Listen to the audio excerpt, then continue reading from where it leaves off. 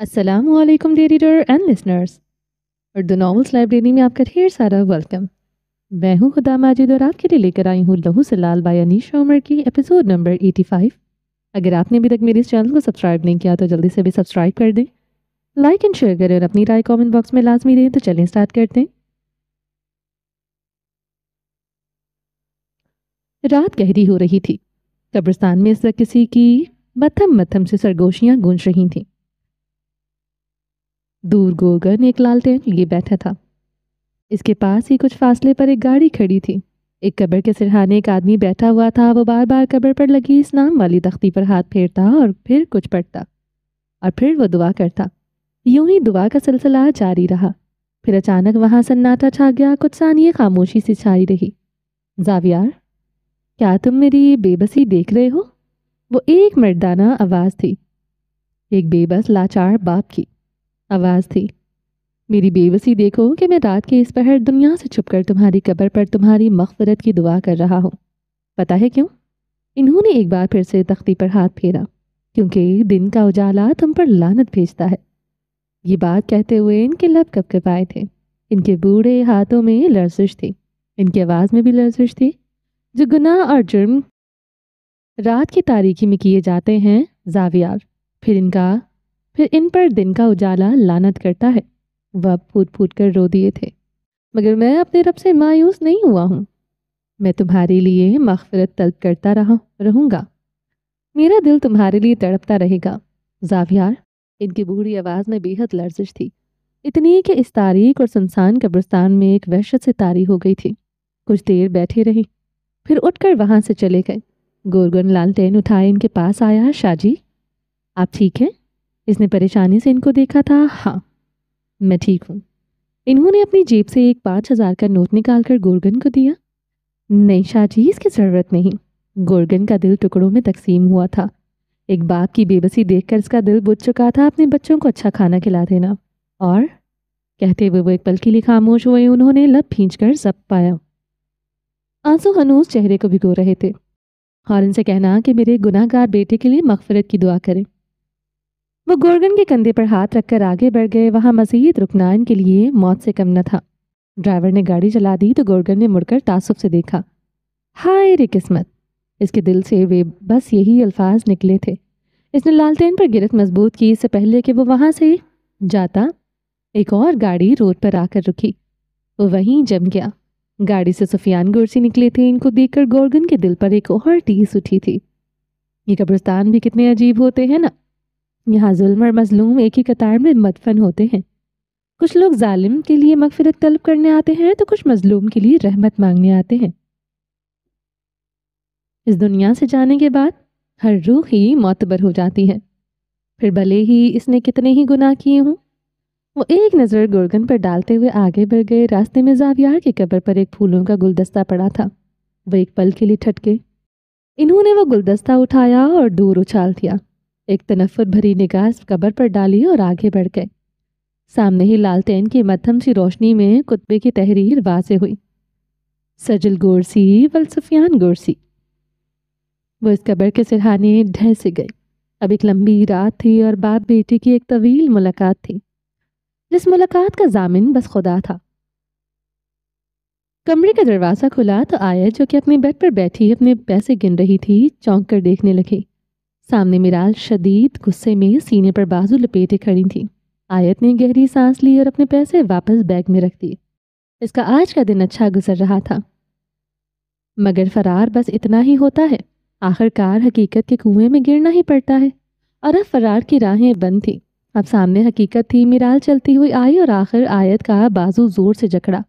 آیت کرا کر رہ گئی۔ آہ! چھوڑو میرال، اس نے مزاحمت کی۔ کیوں؟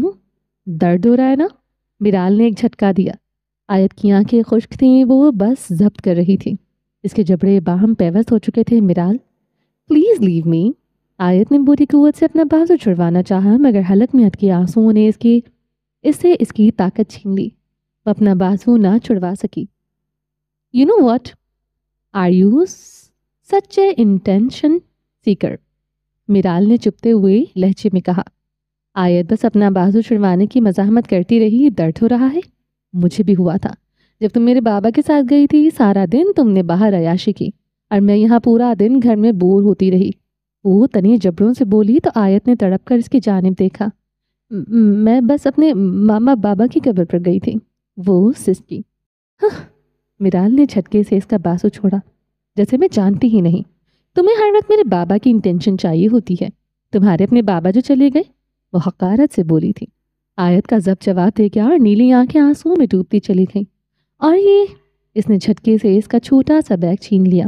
آیت نے بس میرال کی جانب دیکھا تھا۔ میں نے جو عیدی کہی تھی تم نے وہ نہیں مانگی، اب تم بھی بھول جاؤ اپنی تھی، کیونکہ اب یہ میری ہوئی۔ میرال نے اس کا بیگ خالی کر کے اچھال دیا۔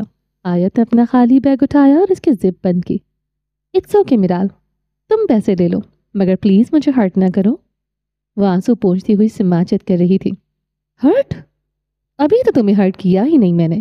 ابھی دیکھنا کل ماموں لوگ آئیں گے نا، میں ماموں سے شکایت لگاؤں گی اور سبحان کو بھی تمہارے ساتھ کھیلنے نہیں دوں گی۔ اکیلی بیٹھی رہنا پھر مزہ آئے گا۔ میں اس کو چڑھاتی ہوئی اپنے بیڈ پر چھلانگ لگا کر بیٹھی اور پیسے گننے لگی، مگر آیت کے پیسے دیکھ کر میرال کی آنکھیں پھیل گئیں۔ وہ 5,000 نہیں بلکہ 15,000 تھے، جبکہ دوسری جانب آیت کی سانس اٹک چکی تھی ماموں کا نام سنتے ہی۔ آیت کا چہرہ زرد پڑ چکا تھا، یعنی کل کا دن بہت طویل ہونے والا تھا اس کے لیے۔ آیت؟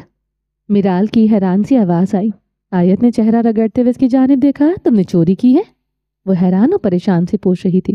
نہیں تو میرال، میں نے چوری نہیں کی۔ آیت کا پورا وجود کپ کپا اٹھا۔ تو پھر یہ پیسے؟ تمہیں تو بابا نے بس 5,000 دیے تھے، یہ 15,000 ہے۔ میرال نے حیرت کا ٹھکانہ نہ تھا۔ آیت نے جلدی سے ایک بار پھر سے آنکھیں رگڑی۔ منظر واضح ہوا۔ وہ مجھے یہ پیسے یاقوت کے بابا نے دیے، اس نے جلدی سے کہا۔ ہو ہی نہیں سکتا، میں یقین نہیں کر سکتی، پلیز میرا یقین کرو۔ آیت نے کھچکی لی۔ یہ پیسے ابراہیم انکل نے دیے تھے، سب لوگ وہیں پر تھے۔ آیت کا حلق خشک ہو رہا تھا۔ کیا بابا کو پتا ہے؟ میرال نے سوالیہ انداز میں پوچھا۔ ہاں، تایا جان کو پتا ہے۔ آیت نے ایک سکون کی سانس لی۔ ایک واحد امید تایا جان ہی تھے۔ فائن، میں بابا سے پوچھوں گی، کہتے میرال نے مزے سے وہ پیسے اپنے بیگ میں رکھ لیے۔ مگر تم اب ان پیسوں کو بھول جاؤ، مگر جو پیسے ابراہیم انکل نے دیے وہ مجھے واپس کر دو پلیز۔ آیت نے ایک آخری ٹوٹتی ہوئی امید سے کہا۔ نو، تم نے مجھے دھوکہ دیا۔ آج قبرستان کا کہہ کر تم نے سارا دن یاقوت اور مرجان کے ساتھ اور ان کے فیملی کے ساتھ انجوائے کیا، میں یہاں گھر میں بور ہوتی رہی۔ وہ مزے سے آیت کو اس کے جرم کی سزا سناتے ہوئے چت لیٹ گئی۔ آیت اس کو دیکھ کر رہ گئی۔ رات لمحہ لمحہ بیت رہی تھی۔ قریشی ہاؤس میں آج پھر سے خوشیاں اتر آئی تھیں۔ سعدیہ اور زریاب کو ایک ساتھ بٹھا کر رسم حنا ادا کی گئی۔ مرجان اور یاقوت اس میں پیش تھے۔ سب لوگ صفا کی آمد پر حیران تھے۔ بہت ساری چہمگوئیاں بھی ہوئیں کہ جیسے صفا اپنے بھائی کے قاتل کے ساتھ رہ رہی ہے، کیسے وہ اس کے بچوں کو لیے پھر رہی ہے، اور تو اور قریشی خاندان نے ابراہیم کو اتنی آسانی سے جانے دیا۔ لوگ سوچ سوچ کر ہلکان ہو رہے تھے، جبکہ صفا اور بچے بس انجوائے کر رہے تھے، کیونکہ لوگوں کو کوئی نہ کوئی تو ٹاپک چاہیے ہوتا ہے۔ پھر آج صفا اور ابراہیم ہی صحیح۔ صفا رسم کی ادائیگی کے لیے آگے بڑھی تو ایک خاتون کی آواز آئی۔ یہ لڑکی تو سبز قدم ہے، اس کے رسم کرواؤ گے تم لوگ؟ صفا کی مٹھائی کی ٹرے کی جانب بڑھتے ہوئے ہاتھ وہیں رک گئے۔ زریاب کی آپا نے ایک نظر زریاب کو دیکھا۔ ان کی آنکھوں میں خوف تھا۔ زریاب نے اشارے سے ان کو باز رہنے کا کہا، مگر وہ بہن تھی، ان کا دل ڈوب گیا۔ صفا نے ضبط سے اپنا ہاتھ پیچھے کھینچا۔ لگاؤ مہندی تم۔ سعدیہ نے صفا کا ہاتھ پکڑا۔ نہیں، شاید وہ لوگ ٹھیک کہتے ہیں۔ صفا نے ہاتھ پیچھے کھینچا۔ مرجان اور یاقوت جو کہ اس کے دائیں بائیں جانب کھڑے تھے الجھ کر صفا کی جانب دیکھنے لگے۔ ختیجہ مہمانوں کے بیچ کھڑی تھی۔ کسی لڑکی نے جا کر ان کے کان میں سرگوشی کی تو وہ اپنا دل تھام کر رہ گئی۔ وہ جلدی سے سٹیج کی جانب آئے۔ صفا، کیا ہوا؟ انہوں نے اس کے کندھے پر ہاتھ رکھا۔ کچھ نہیں، بچوں نے مہندی لگا دی، مہندی کافی ہے، میرے ہاتھ گندے ہو جائیں گے۔ اس نے مصنوعی مسکراہٹ سجائی اور پلکوں پر ٹہری نمی پیچھے ہی کہیں دھکیل دی۔ لگاؤ تم مہندی، ختیجہ نے مضبوط لہجے میں کہا تو وہ خاتون رخ پھیر گئی جنہوں نے یہ شوشہ چھوڑا تھا۔ نہیں امی، میں ٹھیک ہوں۔ دیکھیں، میں نے تو خود مہندی نہیں لگوائی، مجھے اپنے ہاتھ صاف ہی اچھے لگتے ہیں۔ اس نے اپنی خالی ہتھیلیاں سامنے کی تو ختیجہ کا دل مزید کٹ گیا۔ صفا، تم بہن ہو میری، لگاؤ مہندی۔ अब की बार ज़रियाब बोला था। सादिया ने नम आंखों से ज़रियाब को देखा। इसके दिल में ज़रियाब का मकाम किस हद तक बुलंद हुआ था ये बस सादिया ही जानती थी। पहले सहेली इसकी वजह से बर्बाद हुई, फिर भाई को इसके शौहर ने मार दिया, बाप इसकी वजह से आज तक संभल नहीं सका, और अब ये अपनी नहुसत आगे बढ़ाने जा रही है। वो खातून बाज नहीं आई थी, वो जो भी थी खतीजा के ससुराल में से थी। तभी इनको खानदान की बेटी का नहीं बल्कि खानदान के मुजरिम बेटे का ही दुख दिखाई दे रहा था। वो शायद ख़याम कुरैशी की कोई कज़न थी। आपा, आप उम्र में हमसे बड़ी हैं, मगर माफ़ करें आपकी सोच बहुत ही छोटी है। खतीजा तड़प ही तो गई थी। अब वहाँ सन्नाटा सा छा गया था, सरगोशियाँ होने लगीं। खतीजा, लगता है बेटी की तरह तुमने भी अपनी ज़ुबान को बेलगाम छोड़ दिया है। वो गुस्से से बोली थी। माफ़ करना आपा, ज़ुबान तो कंट्रोल में ही थी, मगर आप लोग रहने नहीं देते। सिफा ने अपनी माँ की जानिब नम आंखों से देखा, जो कि इस पर भरे मजमुए में तन तन्हा अपनी बेटी की ढाल बनी हुई थी। मरजान ने घबराकर सिफा का हाथ पकड़ लिया। सिफा ने झुक कर देखा और मरजान के गाल पर हाथ फेरा। आप ठीक है? मरजान की आवाज़ में फिक्र थी। हाँ, मैं ठीक हूँ। सिफा नम आंखों से मुस्कुरा थी। क्योंकि आपकी मामा आपके साथ है ना? मरजान ने सवाल किया। सिफा को नहीं मालूम था कि इसने ये सवाल क्यों किया, मगर सिफा ने इस बात में सर हिला दिया। आप जब स्कूल में आई थी तो मुझे भी अच्छा लगा था। इसने दोबारा कहा तो सिफा को इसकी बात समझ आ गई थी। इसका दिल अलग ही लह में धड़का था। यानी मरजान को आज वैसा ही एहसास हुआ था जैसा इसको इस दिन हुआ था, अपने साथ सिफा को खड़े देखकर। Aunty please. ज़रियाब अपनी जगह से उठ खड़ा हुआ। ज़रियाब, तुम खामोश रहो। ज़रियाब की आपी सामने आई तो वो शल रह गया। आपी, आप ऐसा कैसे? वो ठीक कह रही हैं। इनका चेहरा सता हुआ था। सिफा के हलक में शदीद दर्द उठा था। खतीजा अपनी जगह से हिल ना सकी थी। आप लोग एक मामूली सी बात पर बहस ना करें। सिफा अगर मेहंदी नहीं लगाएगी तो कोई फ़र्क नहीं पड़ेगा, और मुझे भी लगता है कि आपी। ज़रियाब ने इनको टोका। आप ऐसा सोच भी कैसे सकती हैं? जो कुछ भी आज तक हुआ है इसमें सिफा का तो कोई कसूर नहीं है। आप लोगों का दिमाग ठीक है? ज़रियाब का चेहरा जब से लाल हो रहा था। सादिया ने तड़प कर सिफा की जानिब देखा। अजीब माहौल सा बन गया था। अब ज़रियाब की वजह से खतीजा भी खामोश हो गई थी। इन्होंने एक नज़र सहमी सी बैठी सादिया को देखा। अम्मी, मुझे थोड़ा काम है। सिफा में अब मज़ीद हिम्मत नहीं बची थी। वो वहाँ से तेज़ तेज़ कदम उठाती अपने कमरे की जानिब चली गई थी। याकूत और मरजान ने एक सख्त निगाह इस खातून और ज़रियाब की आपी पर डाली, जो सिफा के पीछे ही चले गए थे। ज़रियाब सख्त झुंझलाया हुआ था। माफ़ करना बेटा, हमारी वजह से। खतीजा ने कि अल्फाज नहीं निकल रहे थे। नहीं, आप माफ़ी न मांगे प्लीज़। ज़रियाब ने आगे बढ़कर उनके हाथ थामे। बस करो अब ये ड्रामा, रस्म शुरू करो। वह खातून आगे बढ़ी तो ज़रियाब सादिया ने सादिया का हाथ थामकर इसको खड़ा किया। सब लोगों के मुंह खुल गए। अंदर जाओ, इसने सख्त लहजे में कहा। ज़रियाब, आप ही आगे बढ़ी। आप ही प्लीज़। अगर सिफा ये रस्म नहीं कर सकती तो किसी और को भी ये हक नहीं देता। इसने ये कहते हुए सादिया को दोबारा इशारा किया। सादिया एक सरशार सी निगाह ज़रियाब पर डालती अपना दुपट्टा संभालती वहां से चली गई। वहां एक अजीब तमाशा सा हो चुका था। सब लोग एक दूसरे का मुंह तक रहे थे। आपी का चेहरा गुस्से से लाल हो रहा था। चलें यहाँ से। वो आगे बढ़ा और आपी को लिए वहां से चला गया। खतीजा वहीं एक कुर्सी पर ढह सी गई। वो खातून भी मुंह बसोरे दूसरी कुर्सी पर बैठ गई। बस खुश हो गई आप इस मासूम बच्ची की खुशियों को आग लगाकर? खतीजा गुस्से से फट पड़ी। क्या हो गया है? एक मुलाजमा के लिए इतना क्यों तड़प रही हैं? इनके लहजे में रत्ती बराबर फर्क ना आया। खतीजा इनकी छोटी सोच पर हैरान रह गई। आपा, आपने बरसों हमारे साथ गुजारे हैं। इतनी सी थी जब इसके माँ बाप इसको छोड़कर चले गए थे। तब से बस खानदान की खिदमतें कर रही है। वो कोई मुलाजमा नहीं है, वो भी इस घर की बेटी है। बस करो खतीजा, अब तुम एक मुलाजमा को शाहों से मिलाओगे? आपा, खतीजा के अल्फाज ख़त्म हो गए थे। यकीनन बस खातून की जहालत का मुकाबला नहीं कर सकती थी। आप ठीक हैं प्लीज़? मरजान ने सिफा के कपकपाते हाथों को देखा, जबकि याकूत परेशान सा पानी का ग्लास लिए साथ खड़ा था। सादिया भी इसके कमरे में इसके साथ बैठी थी। وہ خود صفا کی حالت کی وجہ سے پریشان تھی اور اس کو رہ رہ کر خود پر غصہ آ رہا تھا کہ اس کی مہندی کی رسم کی وجہ سے یہ سب ہوا۔ صفا نے نگاہ اٹھا کر ان دونوں کو دیکھا۔ ہاں میں ٹھیک ہوں، وہ زبردستی مسکرائی۔ میں بابا کو کال کرتا ہوں، ہم ابھی یہاں سے واپس چلتے ہیں اور ہمیں نہیں رکنا اب یہاں۔ مرجان خوفزدہ سا تھا، اس نے شاید کبھی کسی کو ایسے کسی مجموعے میں بحث کرتے نہیں دیکھا تھا۔ وہ تو کرداوی مینشن جایا کرتا تھا پارٹیز میں، جہاں سب کو اپنے لباس اور جولری کے شو آف سے مطلب ہوتا تھا۔ عورتیں الگ اپنے کپڑوں کی نمائش کر رہی ہوتی تھی اور لڑکیاں الگ۔ وہاں اگر کوئی کسی کو ناپسند بھی کرتا تھا تو بس دلوں میں ہی کدورت رکھی جاتی تھی، ورنہ وہ لوگ ملتے تو اتنی پرجوشی سے تھے کہ ساتھ کھڑے شخص کو بھی ان کے دلوں کی کدورت کا اندازہ نہیں ہو پاتا تھا۔ شاید یہ کرداوی خاندان کی خوبی تھی۔ مرجان نے پاس پڑا صفا کا فون اٹھایا۔ آنٹی پانی پی لیں۔ یاقوت نے پانی کا گلاس آگے بڑھایا تو صفا نے پانی کا گلاس تھاما، اس کے ہاتھ مسلسل لرز رہے تھے۔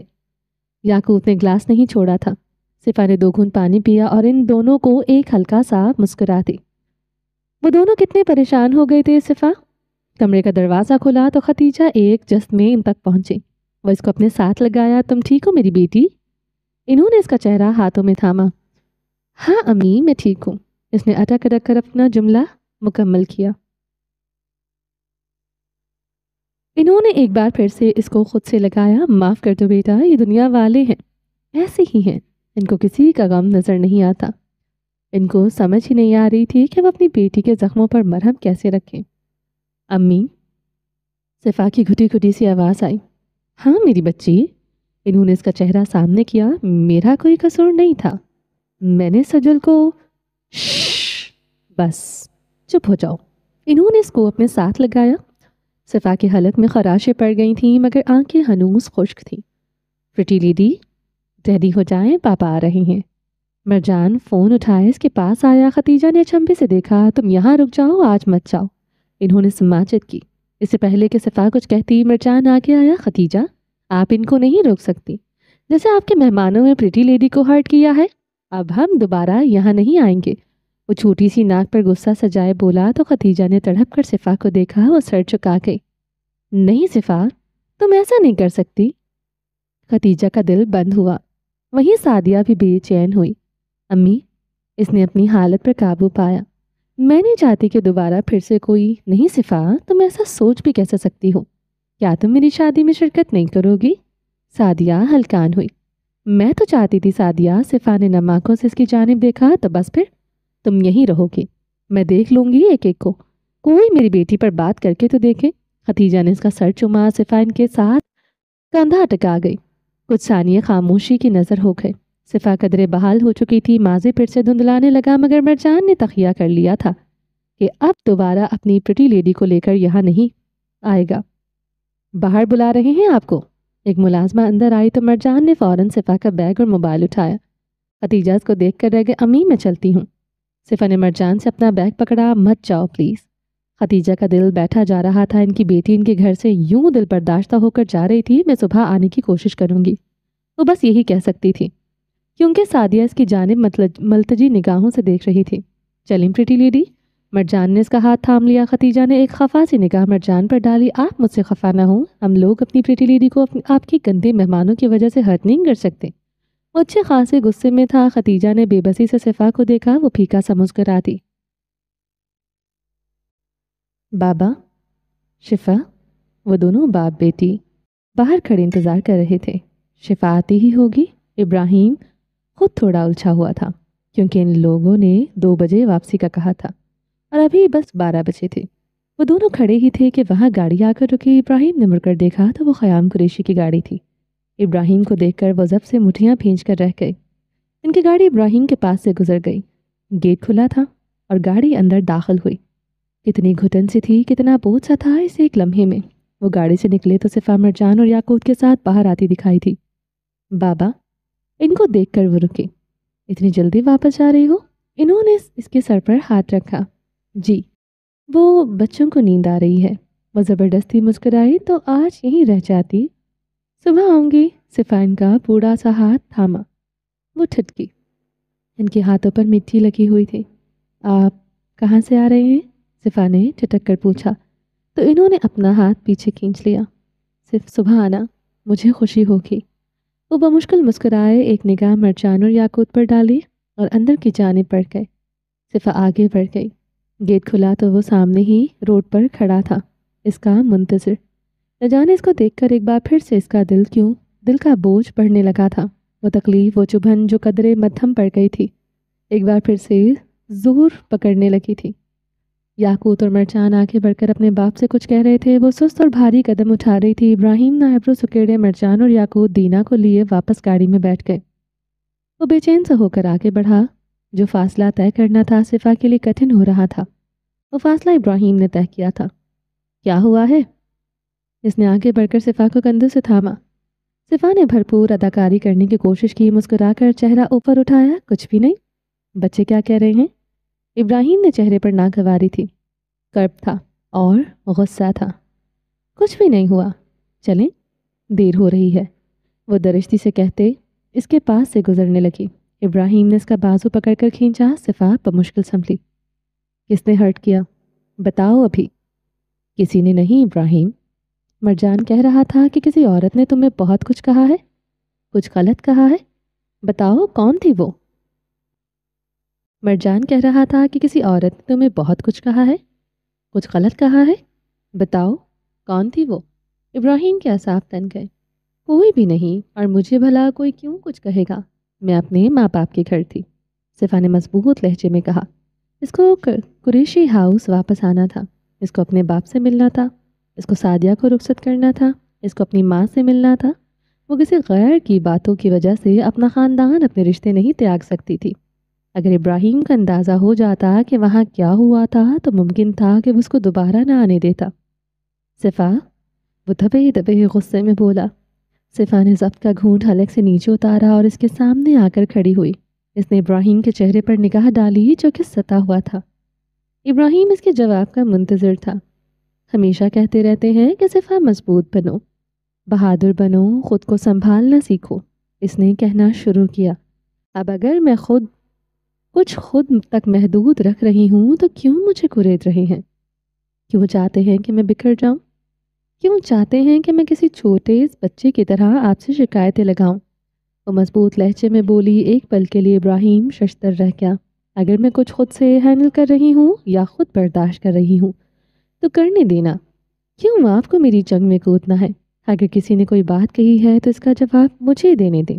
آپ کو میری لڑائی لڑنی؟ کیوں آپ کو میری لڑائی لڑنی ہے؟ اس کا بازو ابھی تک ابراہیم کی مضبوط گرفت میں تھا۔ وہ عورتیں ہیں ابراہیم، عورتوں کے پاس چلانے کے لیے بس ایک ہی زبان ہوتی ہے۔ کیا بگاڑ سکتی ہے وہ میرا؟ کچھ بھی نہیں۔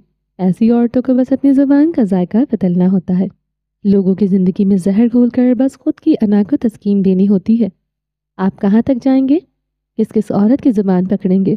آپ کو پتا ہے مرد کا ہاتھ توڑنا آسان ہوتا ہے مگر عورت کی زہر اگلتی زبان کو روکنا آسان نہیں ہوتا۔ وہ آخری جملہ شدت کرب سے بولی تھی۔ ابراہیم کو سامنے کھڑی لڑکی پر بیک وقت پیار بھی آیا اور ترس بھی، مگر ان سب سے بڑھ کر اس کو اس لڑکی پر آج فخر محسوس ہوا تھا۔ ابراہیم نے اعصاب ڈھیلے چھوڑ دیے۔ گھر چلیں یا مزید کوئی تفتیش باقی ہے؟ صفا نے ناراض سے لہجے میں کہا تو ابراہیم بے اختیار مسکرا دیا۔ ہوا چلنے کے باعث اس کا دوپٹہ سرک رہا تھا۔ ابراہیم نے اس کا بازو چھوڑا اور وہ دونوں ہاتھوں سے اس کا دوپٹہ درست کیا۔ چلو۔ ابراہیم نے اس کی کلائی پکڑی اور اس کو لیے آگے بڑھ گیا۔ اس چھوٹے سے کمرے کا پنکھا چل رہا تھا۔ بیڈ پر یوسف سکون کی نیند سو رہا تھا۔ نہ جانے کتنے دنوں بعد وہ اس طرح سکون سے سویا تھا۔ نرم سے بستر پر اینا کچھ دیر وہیں لیٹی رہی، پھر وہ اٹھ کر کمرے سے باہر نکل آئی۔ اس کو عجیب گھٹن کا احساس ہو رہا تھا۔ وہ زینے چڑھ گئی۔ چھت پر ہوا چل رہی تھی۔ آج باقی دنوں کی نسبت ہوا صاف ستھری اور قدرے ٹھنڈی تھی۔ ماحول میں حبس نہیں تھا، وہاں سکون سا تھا۔ وہ کچھ دیر یوں ہی کھڑی رہی۔ اس نے گہری سانس خارج کی اور کچھ فاصلے پر موجود امدادی کیمپ کو دیکھا جہاں کچھ لوگ سو رہے تھے، جبکہ کچھ اسی کی طرح بے خوابی کی وجہ سے ادھر ادھر چہل قدمی کر رہے تھے۔ اینا پرسکون سے کھڑی ان لوگوں کو دیکھے گئی۔ میرا یہاں آنے کا فیصلہ ٹھیک ثابت ہوا؟ اس نے آسمان کی جانب دیکھ کر کہا، جیسے کہ اپنے رب سے باتیں کر رہی ہو۔ یہاں آ کر مجھے اپنا درد، اپنا نقصان بونا لگنے لگا ہے۔ یہاں کے لوگوں کی تکالیف ہم سے بڑی ہیں، اتنی تکالیف کے سامنے ہماری تکالیف کچھ بھی نہیں ہے۔ اس نے ایک سرشار سی نسانس خارج کی وہ کچھ دیر یوں ہی سامنے دیکھتی رہی، مگر پھر اچانک سے ماضی سر اٹھانے لگا، کیونکہ ان لمحات کو بیتے کوئی سال یا صدیاں نہیں گزری تھی، ابھی کچھ دن یا ہفتے پہلے ہی تو باتیں تھی۔ ان کو بھلانا آسان نہ تھا، ان سے فرار سہل نہ تھا۔ وہ بھی ایک بار پھر سے جکڑی جا چکی تھی۔ اس کی آنکھوں میں نمی چمکی اور سینے میں گھٹن سی محسوس ہونے لگی۔ نہیں معلوم تھا کہ محبت کا روگ اتنا جان لیوا ہوتا ہے۔ وہ زخمی سا مسکرائی تھی۔ ایک بار پھر سے درد سکون پر غالب آ رہا تھا کہ اچانک آسمان پر روشنی سی نمودار ہوئی۔ اینا نے اچنبے سے دیکھا اور پھر اس نے اپنے کانوں پر ہاتھ رکھا۔ خوف، کرب اور رنج کے ملے جلے احساسات سے تھے اس کے چہرے پر۔ اگلے ہی لمحے ایک زوردار دھماکہ ہوا تھا اور ہر سو چیخو پکار شروع ہو چکی تھی۔ فضا میں دھواں شامل ہو چکا تھا، یوں لگا کہ جیسے پوری فضا آلودہ ہو چکی تھی۔ اس ٹاؤن میں ایک ایئر سٹرائک ہوئی تھی۔ اینا وہیں کانوں پر ہاتھ رکھے بیٹھتی چلی گئی، مگر اگلے ہی لمحے اس کو ایک دل خراش چیخ سنائی تھی۔ اینا نے ہڑبڑا کر ادھر ادھر دیکھا اور پھر اٹھ کر نیچے کی جانب بھاگی۔ وہ سیڑھیاں پھلانگتی ہوئی نیچے اتر رہی تھی۔ لائٹ آف ہو چکی تھی، مگر گھر میں ایمرجنسی لائٹس لگی ہوئی تھی جو کہ چارج ہونے کے بعد بجلی بند ہونے کی صورت میں خود بخود آن ہو جاتی تھی۔ یوسف، یوسف! اینا بھاگتے ہوئی کمرے میں داخل ہوئی تو وہ زمین پر کانوں پر ہاتھ رکھے بیٹھا بری طرح چیخ رہا تھا۔ کمرے میں ایمرجنسی لائٹس کی مدھم سی روشنی تھی۔ یوسف! اینا فوراً اس کے پاس پہنچی اور اس کو اپنے ساتھ لگایا۔ شش! سب ٹھیک ہے، سب ٹھیک ہے یوسف۔ وہ اس کو پرسکون کر رہی تھی، مگر یوسف تھا کہ بس روئے جا رہا تھا۔ وہ چیخ رہا تھا، چلا رہا تھا۔ اس کو اینا کی کسی بات کی کوئی سمجھ نہیں آ رہی تھی۔ یوسف، ادھر دیکھو۔ اینا نے اس کا چہرہ تھام کر سامنے کیا۔ وہ سسک رہا تھا۔ سب ٹھیک ہے یوسف۔ اس نے یوسف کا پسینے سے تر چہرہ صاف کیا۔ امو مر گئی، آپا وہ بھی مر گئی، بابا وہ بھی، سب مر گئے۔ یوسف خوف زدہ تھا۔ اس کے چہرے کا رنگ زرد پڑ چکا تھا۔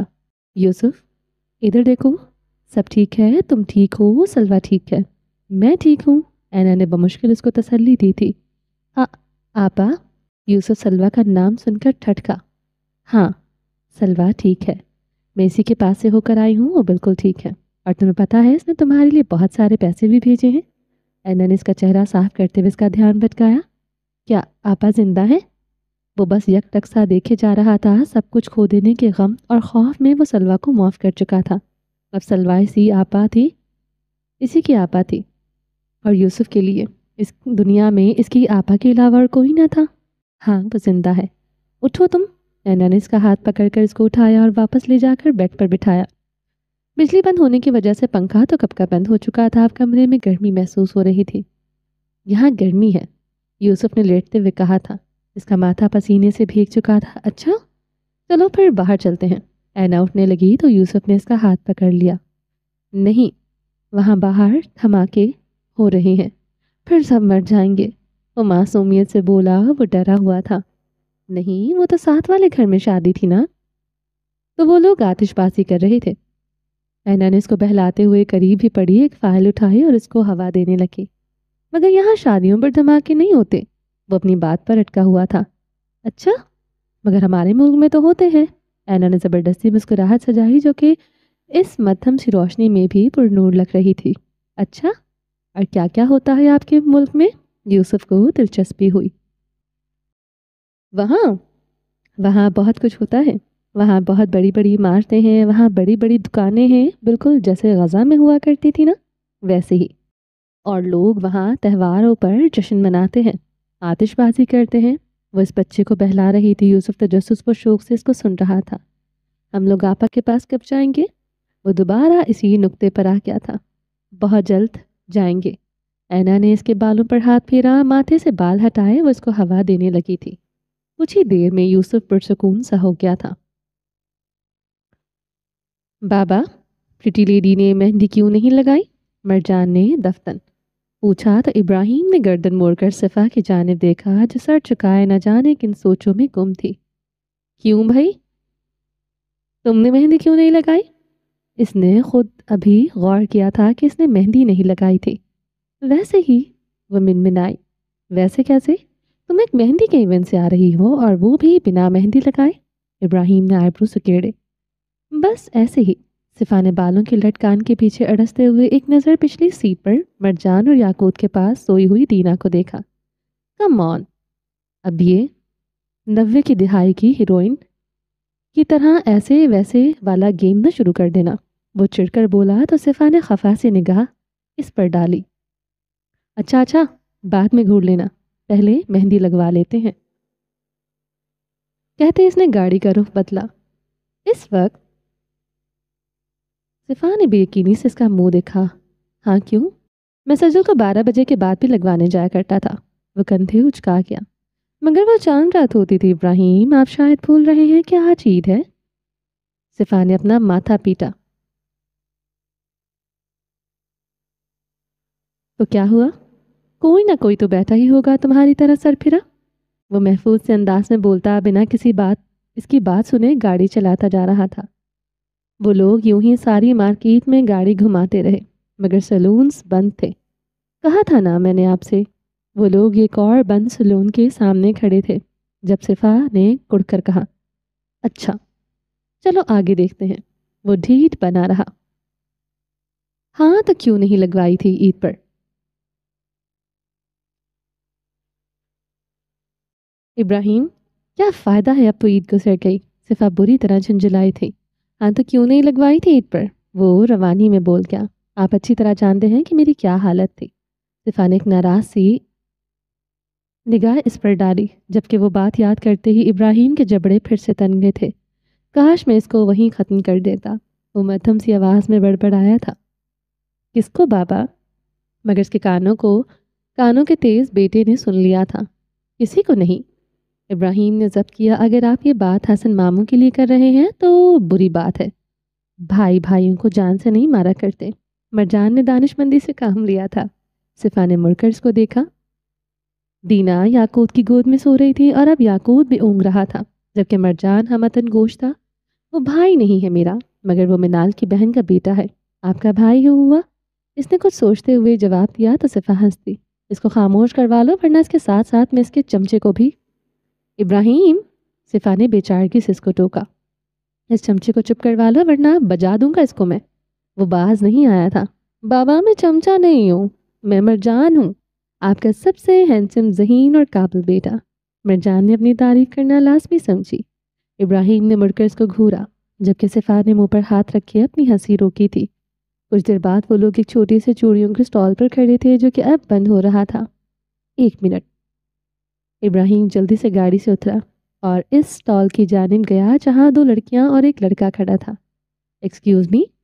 इब्राहिम ने एक लड़के को मुखातिब किया। जी भाई। इसने मुड़कर देखा जबकि वो दोनों लड़कियां ज़मीन पर बैठी अपना सामान कार्टन्स में रख रही थी। मेहंदी लगा देंगी। इसने गर्दन मोड़कर इन लड़कियों को देखा। हाँ मेरी बहन लगा लेती है मगर हम लोग स्टॉल बंद कर रहे हैं। इस लड़के ने उजलत में कहा। बस 20 मिनट, मेरी बीवी को मेहंदी लगा दें। इब्राहिम फ़ौरन आके बढ़ा।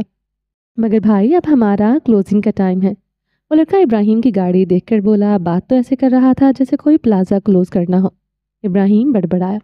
कुछ कहा भाई। वो लड़का सामने आया। नहीं नहीं तो अच्छा बताओ कितने पैसे लोगे। इब्राहिम बमुश्किल मुस्कुराया। पैसों की बात नहीं है, अब हम लोग वापस जा रहे हैं। देखो। इब्राहिम ने इसके कंधे पर हाथ रखा। इसका भारी भरकम सा हाथ पड़ते ही वो कमज़ोर सा लड़का एक पल के लिए लड़खड़ाया।